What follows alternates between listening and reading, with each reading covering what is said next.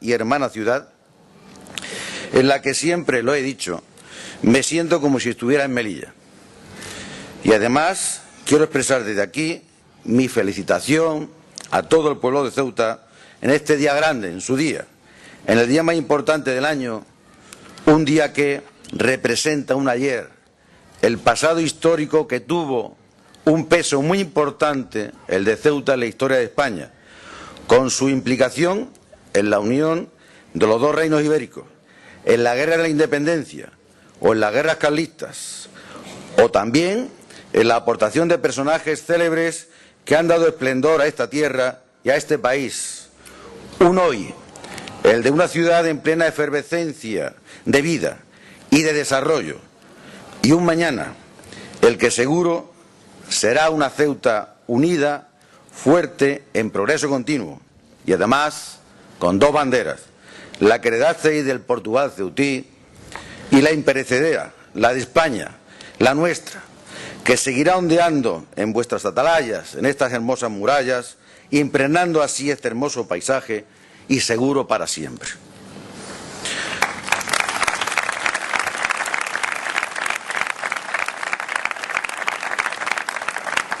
Hace ya algunos años, las dos ciudades tomaron dos decisiones, creo yo, importantes. Muy importantes, diría. Nuestros pueblos optaron por la estabilidad política, después de una serie de turbulencias de infausto pasado. Pieza fundamental para el progreso y el desarrollo social. Así que esa sabia decisión ha hecho que ambas ciudades hayan crecido en todos los órdenes y como nunca antes lo hicieron. Estabilidad, por cierto, que se ha renovado recientemente. Y una segunda decisión fundamental fue el convencimiento de ir unidas Ceuta y Melilla frente o ante los graves problemas estructurales comunes a las dos.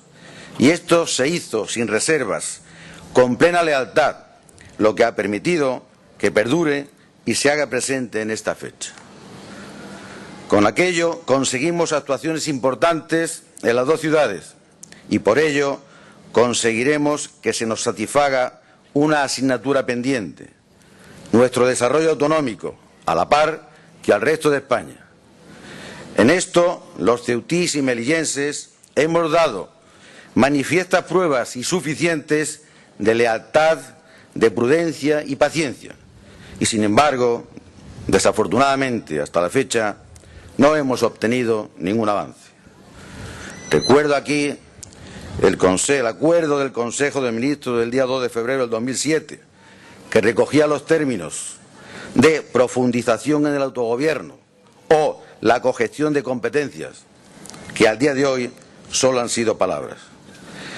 Creo, sinceramente, que es hora ya de que nos pongamos todos a trabajar para alcanzar una solución positiva a un viejo problema que ya demanda una urgente respuesta.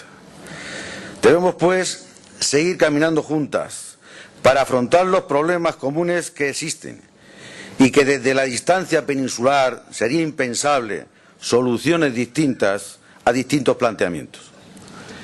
En este orden, le he hecho al presidente Vivas dos. Uno, que los dos gobiernos retomen los contactos para planificar estos próximos 4 años.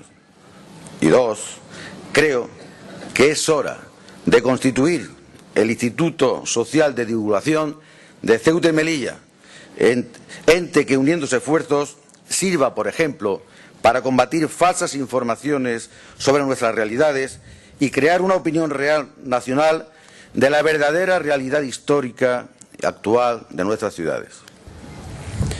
No me extiendo más, hoy lo importante lo dirá el presidente Vivas, político sensato y prudente al que admiro y estimo en lo que vale. Termino ya como empecé, agradeciendo la oportunidad que me dan de estar aquí en mi casa y felicitando a todos los homenajeados muy sinceramente por tantos méritos contraídos que me han abrumado y deseando al pueblo ceutí siempre toda clase de parabienes. Muchas gracias.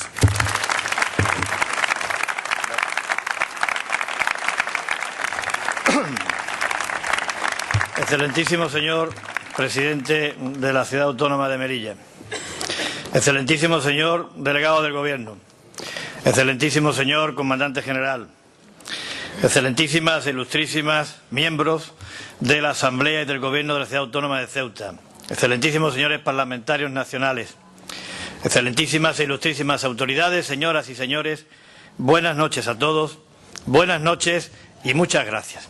Muchas gracias por la asistencia, porque esta asistencia, sin duda alguna, pone de manifiesto, así lo interpreto, un gesto de consideración, de respeto y de afecto a lo que hoy celebramos y a quien convoca este acto.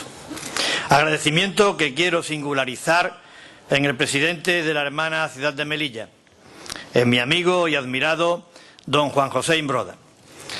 Para quien no lo sepa, Melilla está ahora, en estos momentos, celebrando sus fiestas patronales. Pero a pesar de eso y de las muchas ocupaciones que ello implica para un alcalde y para un presidente, el señor Imbroda ha querido estar hoy aquí en Ceuta, efectivamente en su casa. Y ese gesto es también, sin duda alguna, una prueba más del cariño que el señor Imbroda le tiene a Ceuta y a los ceutíes. Por eso, Juan José, muchísimas gracias.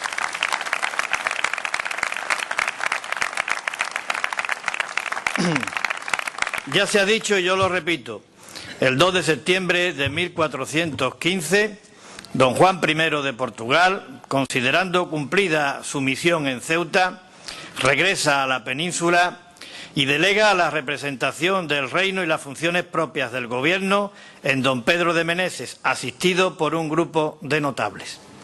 Este hecho político, sin duda alguna relevante y simbólico, sirvió de inspiración para que los regidores municipales y autonómicos del año 1997 decidieran que cada 2 de septiembre se celebrara el Día de Ceuta, el Día de la Autonomía.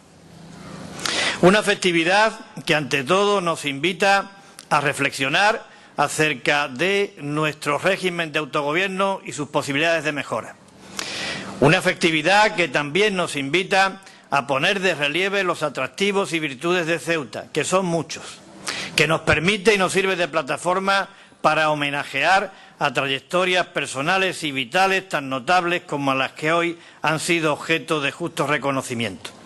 Que es, por tanto, recrearnos en Ceuta y en los ceutíes, en su historia, en su patrimonio cultural y en su manera de ser, pero que no debe de quedarse ahí, que es también una invitación para mirar el futuro, sin triunfalismo, pero con optimismo, con ilusión y con esperanza.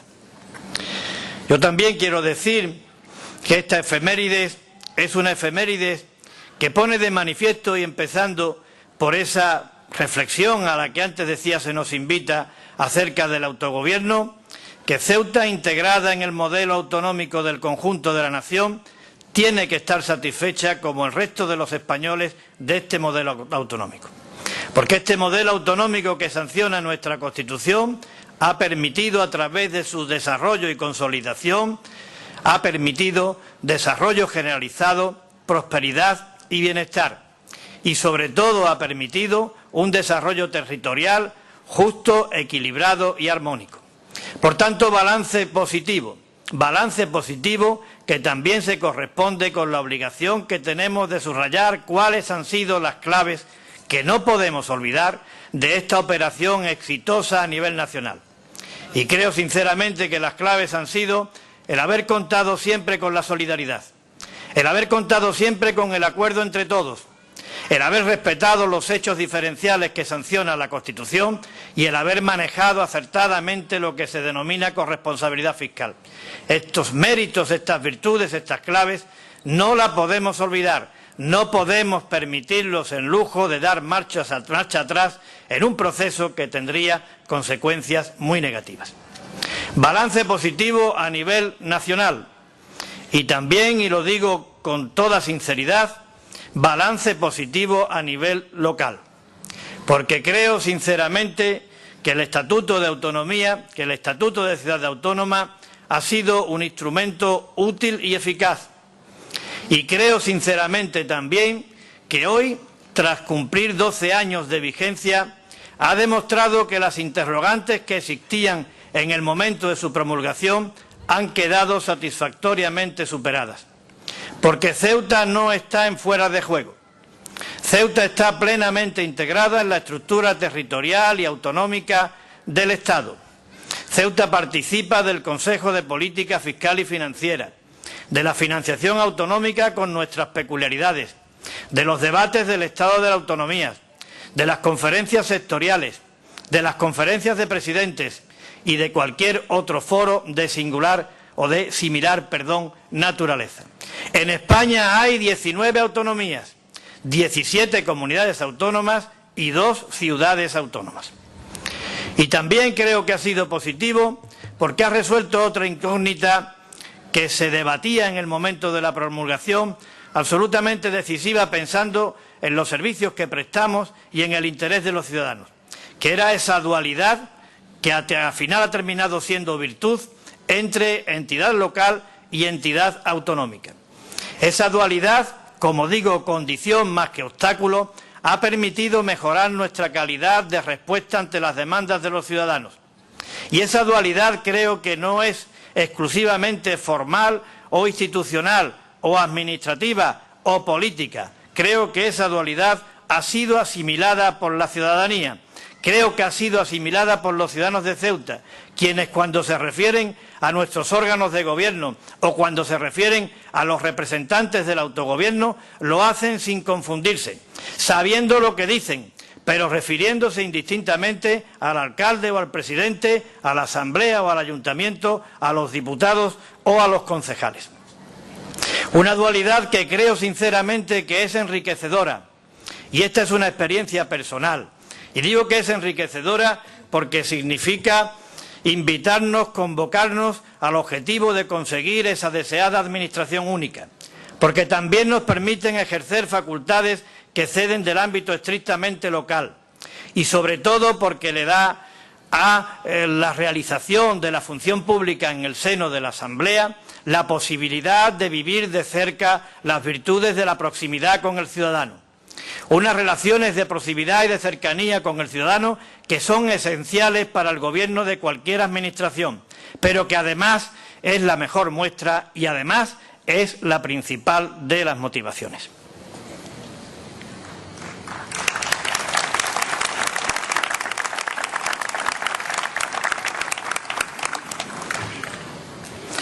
Balance positivo que además se complementa por el hecho de que en estos 12 años han aumentado considerablemente los medios empleados por la ciudad para atender las necesidades de los servicios públicos fundamentales.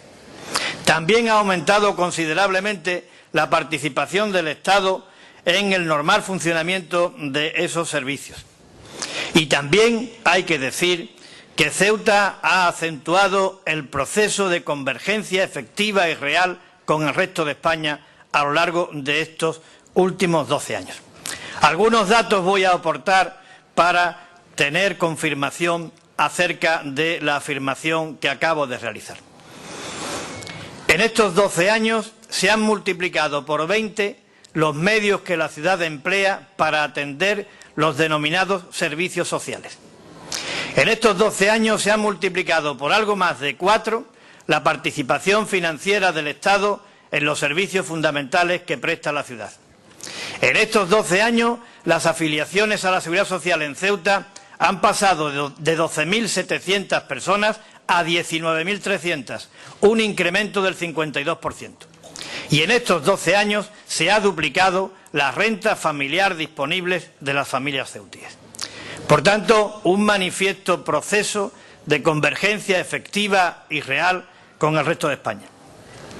Pero esta valoración positiva que hago de nuestra norma reguladora del autogobierno de los ceutíes no es obstáculo, no es impedimento para no apostar también de manera sincera por la mejora de este régimen de autogobierno. Una mejora que es posible y además creo que conveniente.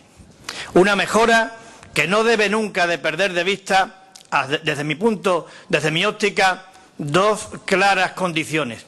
Una, que se haga con sentido común y otra que se haga contando con todos, con un amplio consenso, con la unanimidad si es posible, pero en cualquier caso con el acuerdo de los dos grandes partidos de implantación nacional.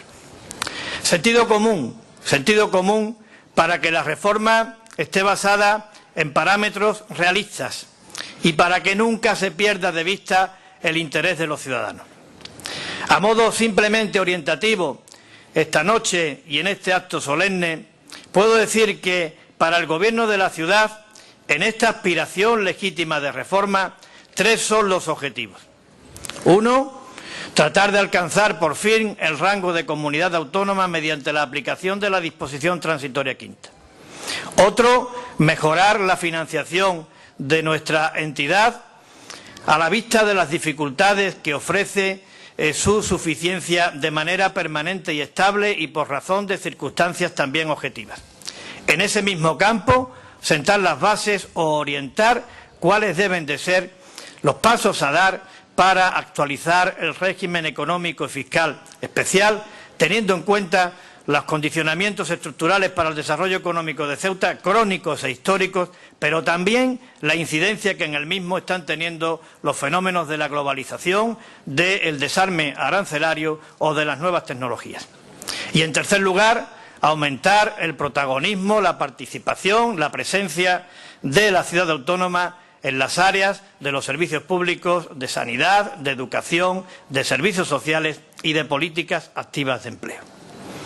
Este es el ámbito del trabajo que tenemos que afrontar de cara a los próximos años, pero sin perder nunca de vista el sentido común. Y también procurando como requisito y condición el acuerdo entre todos, procurando como requisito y condición la voluntad de todos. Esta exigencia de consenso no es un capricho y tampoco es una coartada o estrategia para paralizar la iniciativa, para bloquearla, de ninguna manera. Se trata de la consecuencia lógica de sustentar para toda España un criterio. Lo he repetido muchas veces y hoy creo que tengo la obligación de volverlo a hacer. El Gobierno de la ciudad considera que las reformas estatutarias deben de estar amparadas, apoyadas y respaldadas por las dos formaciones políticas de implantación nacional que están llamadas a ser alternancia en el Gobierno de la nación. Y lo consideramos así por razones de seguridad, por razones de eficacia, por razones de estabilidad y sobre todo porque los estatutos de autonomía son la consecuencia inmediata del pacto constitucional. Y el pacto constitucional es un instrumento válido, vivo y vigente que debe de seguir estando vivo y vigente. Esto lo pensamos para toda España y también lo pensamos para Ceuta.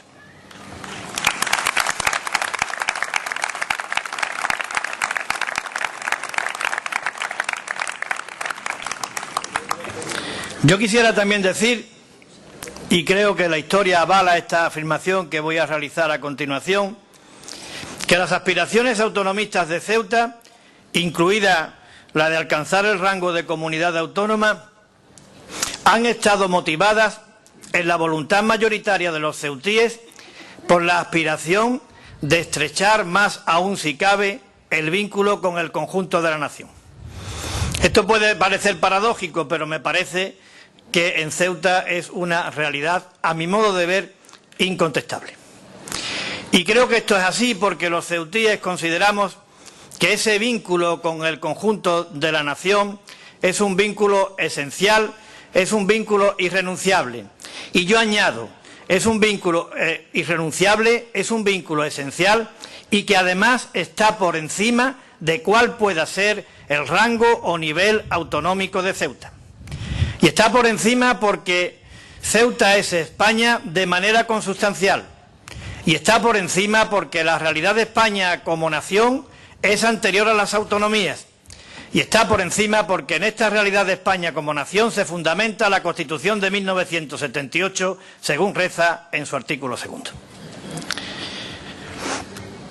Efectivamente, valoramos positivamente la descentralización y la autonomía siempre que venga acompañada de la debida solidaridad.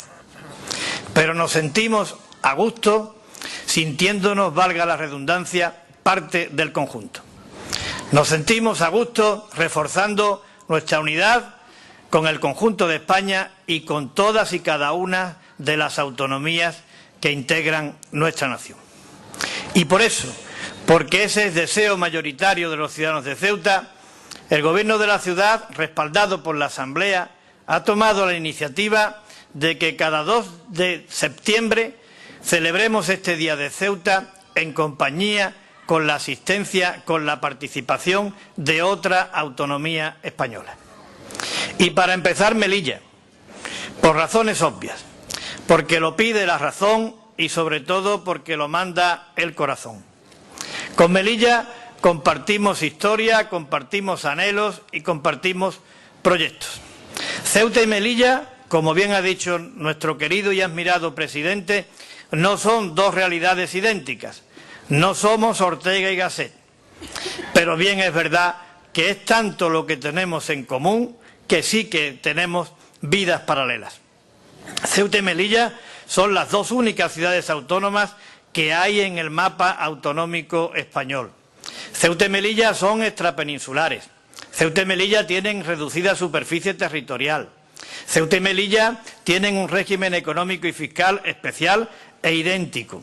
Ceuta y Melilla son las dos únicas fronteras terrestres que tiene España y Europa y en África.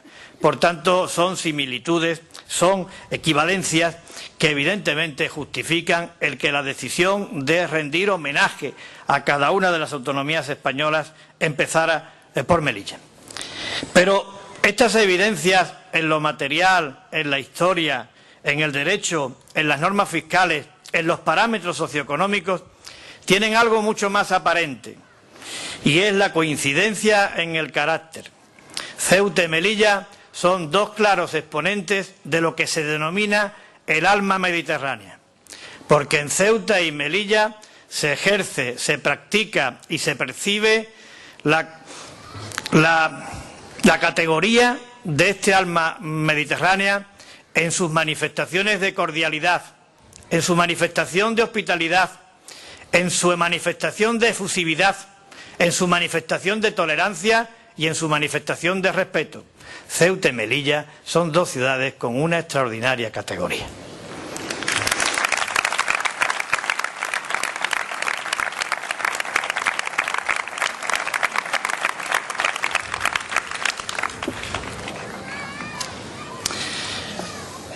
Quiero aprovechar la ocasión, con toda sinceridad, además, para felicitar y felicitarme por el otorgamiento de las medallas autonómicas a las personas que lo han recibido. Y también para decir con satisfacción que percibo